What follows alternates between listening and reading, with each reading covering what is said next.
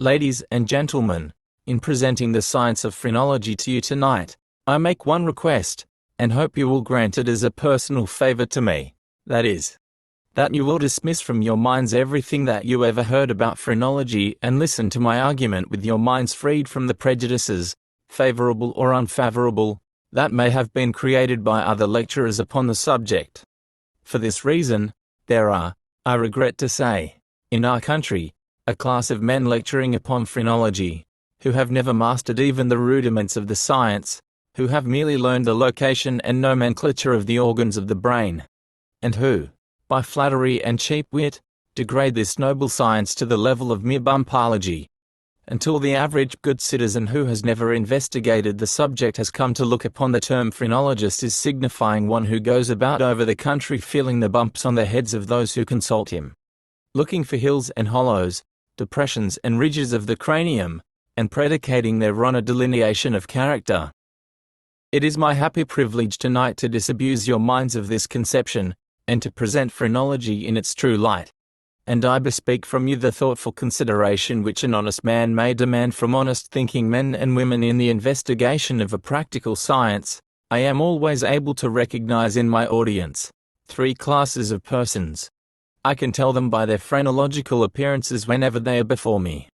The first class is composed of those who have already tested phrenology and found it valuable, who have studied the subject and appropriated its truths, and before whom I need not argue its utility. I shall be able to please the members of my audience who belong to this class, and to lead them further in the paths they have already found pleasant and profitable. I shall unfold some new truths and add to their store of valuable knowledge. The second class is composed of that large number of intelligent persons, in every community, who have not investigated this subject, who are willing to approach it in a spirit of candor and honest inquiry, anxious to accept anything which is reasonable and good, and equally intent upon rejecting that which is fraudulent and evil, and I invite the careful criticism of this class. And if, in my exposition of this subject, I announce a single proposition which will not bear the closest scrutiny, if I say aught which conflicts with common sense or reason, nay, if you can find one single natural fact to militate against the principles which I announce is fundamental to this science, I will be obliged to the gentleman or lady who will raise the question with me, and I will either prove my position to the satisfaction of this audience or retire from the field forever. Idiot. The third class, unfortunately, are always with us, but I do not expect to convince them. They never were known to be convinced of anything. You can easily learn to distinguish an individual of this class by the shape of his head. Here is one I carry for illustration. He argues that the world is flat and does not revolve on its axis once in 24 hours, because, if it did, the water would all be spilled out of the Mississippi River. Life is too short to argue with this class, and I can only promise them that before I leave this platform they will be in the same category that a fellow was once who went to a prayer meeting slightly intoxicated and fell asleep. Toward the close of the meeting everybody began to get happy, and the preacher called on everybody who wanted to go to heaven to stand up. Everybody stood up but our intoxicated friend, who was awakened by the uprising. Then the preacher called on everybody who wanted to go to hell to stand up. Our friend by this time comprehended that something was before the house and staggered to his feet. He took one look at the preacher standing at the other end of the church and said, "Parson, I don't know what the question is, before the house, but you and I, are in the smallest minority that ever I saw. So it is with you, my friends. If you don't believe in phrenology when I dismiss you tonight, remember that you are in the minority in this audience, and a very small minority at that, composed of unprogressive morsebacks and persons of small mental capacity. And if you will call at my rooms tomorrow, I'll tell you to which of these classes you belong. In the study of scientific topics it is well in the outset to establish definitions. I will, therefore, commence by looking our subject squarely in the face, and establishing a concise definition of phrenology. Phrenology is the science of intelligence. It is derived from two Greek words, phren intelligence, logos discourse or science. But before we can properly understand this definition we must have a definition of the term science, which is about as often misused as any word I know. Science is classified knowledge. The word itself in its etymology signifies what we know about a particular subject. And whenever we learn two facts about any subject, and we differentiate and classify those two facts, we have a science of that subject. Thus we have the science of astronomy, containing the classified facts that intelligent observers have learned concerning the stars. The science of mathematics, a classification of knowledge concerning numbers, and the science of phrenology, which simply means the facts that intelligent observers have collected concerning intelligence, classified and reduced to rules to serve a practical purpose. Before I leave this term science, I wish to draw a distinction between a science and an art. The science is the classified knowledge. The art is the process of turning that knowledge to practical account. The science of astronomy never discovered a star. The science of arithmetic never computed the value of a fraction. The sciences are merely icebergs of cold, hard facts piled up in crystallized principles and rules. Art is the warm, living application of these principles and rules to serve the needs of mankind.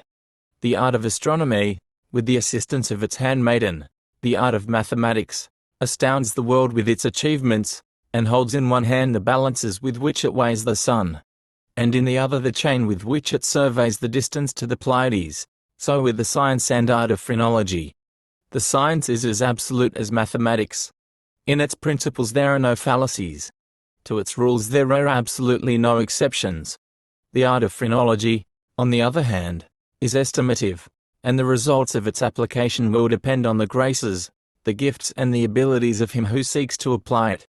As we have brilliant astronomers and poor astronomers, as we have correct mathematicians and incorrect ones, so we may have phrenologists whose discoveries and whose workmanship may command the admiration of the world.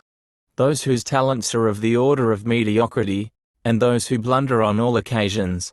You have had phrenology defined to you as the science of intelligence, and you naturally ask for a definition of intelligence itself. Intelligence is the result of the radiation of magnetism from every object in the universe. Magnetism is radiated by different bodies in different degrees of intensity. Man is provided with 7 distinct organs of sense, which receive and interpret these radiations. The lowest rate of vibration is received and interpreted by the sense of gender, and the next stage by the sense of touch. Above that we have the senses of taste, hearing, sight, smell and clairvoyance. So that the human body is in reality a magnetic musical instrument of 7 octaves, each octave constituting a separate sense and each sense subdivided into 7 degrees. The radiation of magnetism from exterior objects strikes the human body in these different degrees of vibration, and it is the ability of the body to receive these vibrations and of the brain to analyze them, which constitutes the intelligence of the individual. The absence of any organ of sense or the absence of any part of the brain needed in its analysis is accompanied by the corresponding absence or diminution of intelligence. Reasoning therefore from these premises, it follows that by inspection of the organization of an individual and by careful examination of his organs of sense and brain capacity we are able to determine how much intelligence he possesses and in what direction it will be projected. When we study its development and its deterioration, its faculties and their manifestation, we amass a glittering pile of brilliant facts. We classify those facts, reduce them to rules to serve the needs of the human race, and we have the science of phrenology. And when we apply those rules in the practical delineation of character, we have the art. In regard to phrenology being an exact science, I have shown you that the distinction must be drawn between the principles of the science and the results of their estimative application. The principles of the science are absolute. In his application of them the examiner is hampered by the frailties and fallibilities of the human intellect, just to the same extent that the skilled surgeon or the bright astronomer is subject to the same drawbacks. Would any sensible man decline the services of a skilled surgeon in the hour of need, because surgeons differ in judgment, or, in some cases, make mistakes? Astronomy is regarded as a wonderfully exact science because an eclipse can be computed 100 years in advance to the fraction of a second. Yet astronomers differ in regard to the distance of the Sun from the Earth to the trifling extent of 6 million miles. Shall we therefore reject astronomy? Phrenology is not a fully developed science. I am glad it is not. I would regret it if a bar should be set to the acquisition of knowledge upon this subject. As long as human intelligence advances, as long as the race improves, as long as men have eyes to see and intellects to comprehend scientific facts, phrenology will advance. But when you ask me whether phrenology is sufficiently developed to be of practical value to mankind in its application, when you ask me to compare its development with that of any other science, I answer unhesitatingly that phrenology is the queen regnant of all sciences, of greater value to the human race than all other sciences combined, because it is the science of humanity itself. Greater than astronomy because humanity is worth more than all the stars that scintillate in the heavens. Greater than mathematics, because humanity is better than numbers.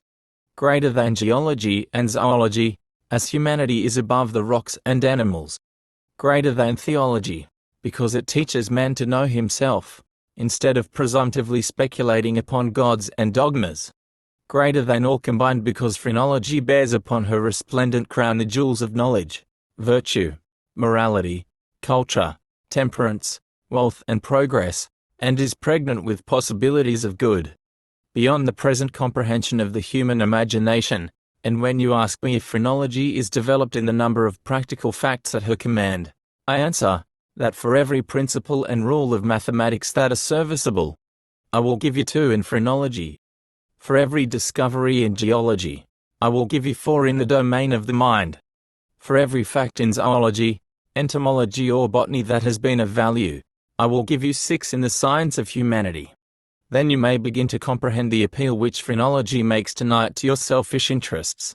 I wish now to draw a distinction between phrenology and physiognomy, because I don't believe I ever went into any community to lecture in my life, that I did not hear some old fossil say that he believed in the science of physiognomy, but he didn't take much stock in phrenology. Now I beseech you, as friends of mine, and after I have lectured to an audience for 20 minutes, I always feel that I have so many friends in it that I am personally interested in the welfare of each one, that if you have ever made that remark, you will not expose your ignorance of scientific terms in that way again. I'll excuse you for what you have done heretofore, but if you make that remark after hearing my lectures, I shall feel ashamed of you, just as I always feel humiliated when any friend of mine makes a fool of himself. Physiognomy is the science of external appearances. The etymology of the word signifies the knowledge of nature derived from examination or observation. We may speak of the physiognomy of a landscape, of a country, a state, a continent, or an individual, and by that we mean the external appearance, that which conveys a knowledge of the character of the object to the eye. We judge the character of the thing by its appearances, and in the relation which physiognomy bears to character reading, we judge the character of the man by the external appearances. We study the size and form of the body, its color, its texture, its temperament, the expression of the face and the contour of the head, all of which are physiognomical. We draw certain conclusions from this inspection of the physiognomical signs, and these conclusions are phrenological. For every variation of color, form or size indicates a corresponding variation in a particular kind or intelligence possessed by the individual. Physiognomy, therefore, is the grand channel through which we draw our phrenological conclusions, and in this relation physiognomy forms a part of the grand science of phrenology, inseparable from it, and bearing about the same relation to it that addition does to arithmetic. There are those who advertise themselves as delineators of character, under the term physiognomists. I believe that such persons do so because they lack the ability and learning to comprehend phrenology, and are unable to combat the prejudices of the ignorant. I have never seen a so-called physiognomist who was not an empirical mountebank of the purest stamp, and who did not trim his sails to pander to the silly sentiment which I have just exposed. The delineations of such persons are worse than valueless, because they are pure guesswork. They pursue a shadow while they reject the substance. Having thus established our definitions, we may proceed to state the principles of phrenology. And I believe that I can best do so by taking you through the successive steps of a phrenological examination, and by thus practicing the art, illustrate the science, in forming an estimate of the character of any person. The practical phrenologist proceeds upon the following physiological postulates, which I shall not stop to demonstrate, because they may be regarded as established facts upon which all physiological authorities are agreed, viz. 1. The brain is the keyboard of the body and the central seat of intelligence. 2. The power of the brain depends upon the anatomical and physiological condition of the body which supports it. 3. The character of any object depends upon its physical attributes, viz., size, weight, color, form, texture, density, etc. In applying these postulates to a delineation of character before we pass to an examination of the brain itself, we must notice three great modifying conditions. Without taking these modifying conditions into account, a correct estimate of brain power is impossible. And it is because these modifying conditions have been ignored by many professed teachers of phrenology, and but poorly expressed by others who did recognize them, that many eminent physiologists have condemned phrenology hastily, as having no sound basis in physiology. The exponents of phrenology are themselves to blame for this. They have been too content to rest under the imputation of feeling heads for bumps. They have not been sufficiently versed, in many instances, in physiological science to dare to debate the ground with high authorities. I challenge the world to bring one single natural fact to militate against the principles here announced. I will debate the question with any skilled medical, legal or clerical authority, and I claim, without fear of contradiction, that the world does not hold a head whose character will differ from that which phrenology ascribes to it. When the developments of the brain are measured in the light of these modifying conditions, when I was lecturing in Indiana in 1885, Governor Will Comeback of that state propounded this question. Gov.